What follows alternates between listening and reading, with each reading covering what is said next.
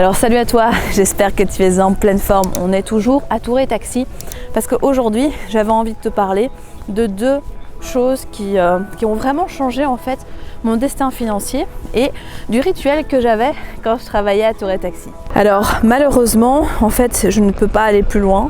J'aurais bien voulu te montrer le petit chemin que je parcourais.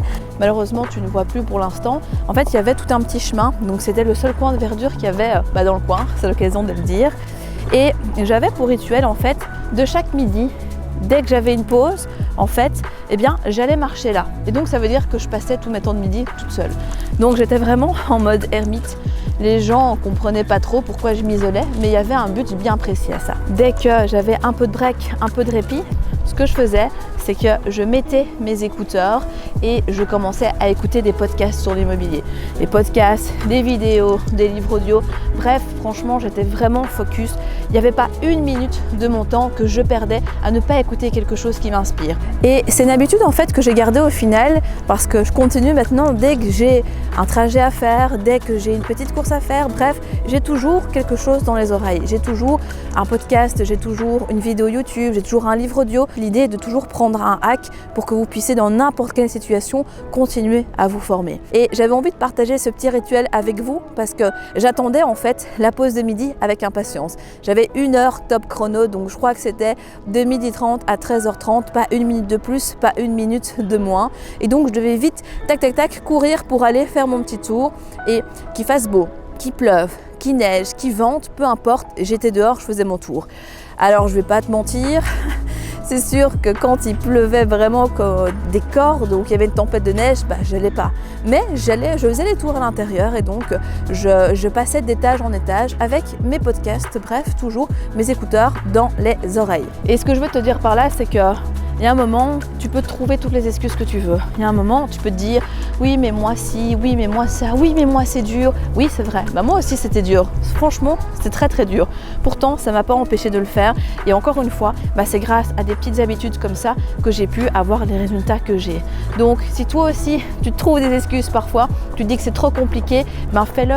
C'est peut-être pas confortable, mais en tout cas, c'est nécessaire dans certains cas. Et ce qui est sûr, c'est que ça peut grandement payer. Et j'ai promis de te partager 2 règles financières qui ont changé vraiment ma manière de fonctionner, mon quotidien, qui ont changé mes finances parce que je n'avais pas du tout d'éducation financière en fait à la base. Ce que j'ai commencé à faire, c'est que j'ai commencé à réfléchir en termes de dépenses et d'investissement. Est-ce que ce que j'achète, c'est une dépense ou un investissement?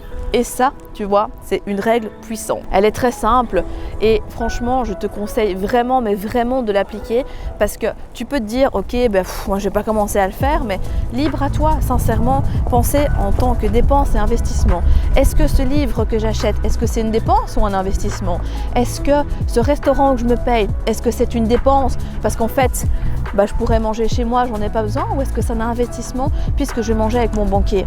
En fait, à partir du moment où tu commences à réfléchir en termes de dépenses et investissements, tu verras que tu vas couper directement en fait dans tes dépenses puisque les dépenses qui sont non essentielles finalement vont sauter. Donc grâce à ça, j'ai pu récupérer énormément de liquidités que je mettais forcément directement de côté sur un compte épargne parce que tu le sais, en Belgique, cash is king quoi qu'il arrive. Et la deuxième règle qui m'a beaucoup aidée, c'est de réfléchir de manière 70-30.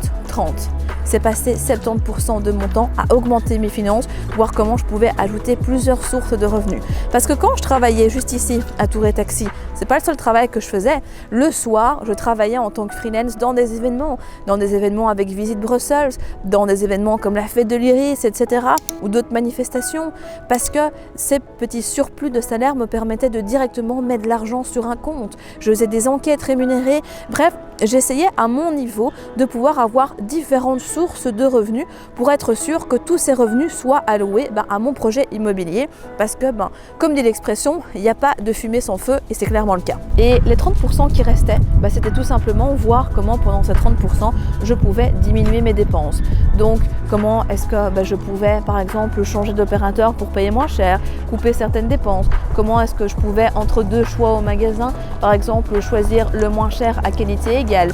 Et en fait, l'erreur que la majorité des gens font, c'est qu'ils passent 70% de leur temps à découper les bons de réduction, à comparer la différence entre les cents d'un paquet de pâtes que vous allez acheter ou autre. Et bien sûr, ça vous permet d'économiser de l'argent, mais surtout, ce sur quoi vous devez vous focaliser, et c'est important, c'est indispensable, c'est comment multiplier vos sources de revenus.